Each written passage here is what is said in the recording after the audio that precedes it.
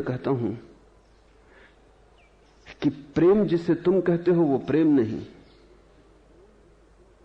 लेकिन उस प्रेम के ही सूत्र को पकड़ के अगर तुम धीरे धीरे प्रयोग करोगे तो जो आज पतले महीन धागे की तरह हाथ में, कल वही बड़ी धारा बन जाएगा।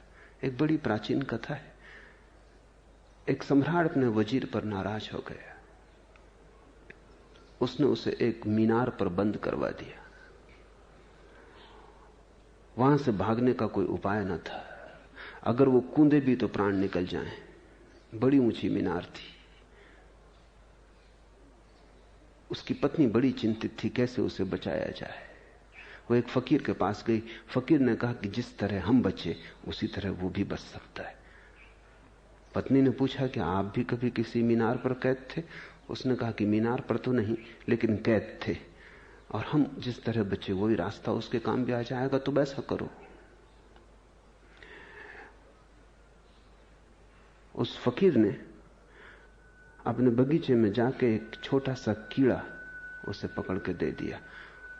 कीड़े की मूंछों पर शहद लगा दी और कीड़े की पूंछ में एक पतला महीन रेशम का धागा बांध दिया। पत्नी ने कहा, आप ये क्या कर रहे हैं? इससे क्या होगा? उसने कहा, तुम फिक्र मत करो, ऐसे ही हम बचे। इसे तुम छोड़ दो मीनार पर, ये ऊपर की तरफ बढ़ना शुरू हो जाएगा, क्योंकि वो जो मधु की गंध आ रही है, मूंछों पे लगी मधु की गंध, वो उसकी तलाश में जाएगा और गंध आगे बढ़ती जाएगी। जैसे जैसे कीड़ा आगे बढ़ेगा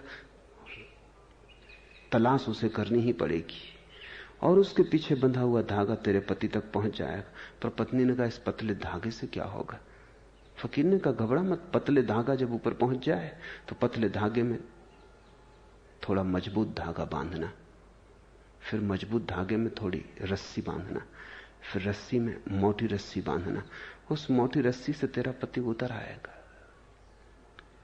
उस छोटे से कीड़े ने पति को मुक्ति दिलवा दी। एक बड़ा महीन धागा,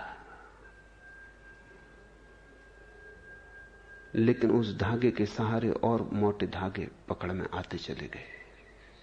तुम्हारा प्रेम अभी बड़ा महीन धागा है, बहुत कचरे कूड़े से भरा है। इसलिए जब धर्मगुरु तुम्हें समझाते हैं कि तुम्हारा प्रेम पाप है, तो तुम्हें भी समझ में आ जाता है, क्योंकि वो कूड़ा करकट तो बहुत है, हीरा तो कहीं दब गया है।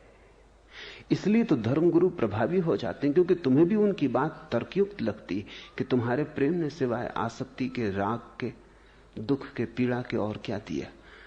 तुम्हारे प्रेम ने तुम्हारे जीवन को कारागृह के अतिरिक्त और क्या दिया?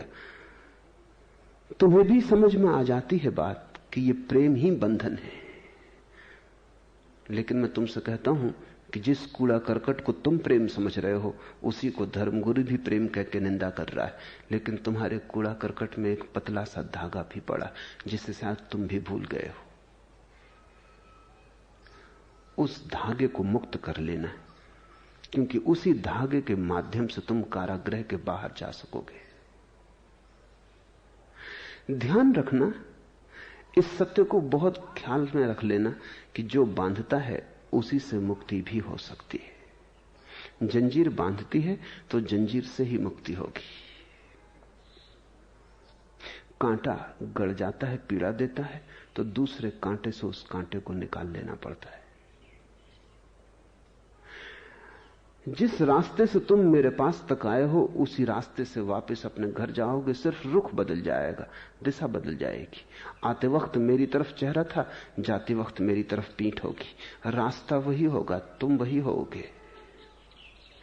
प्रेम के ही माध्यम से तुम संसार तक आए हो, प्रेम के ही माध्यम से परमात्मा तक पहुंचोगे। रुख बदल जाएगा, दिशा बदल जाएगी।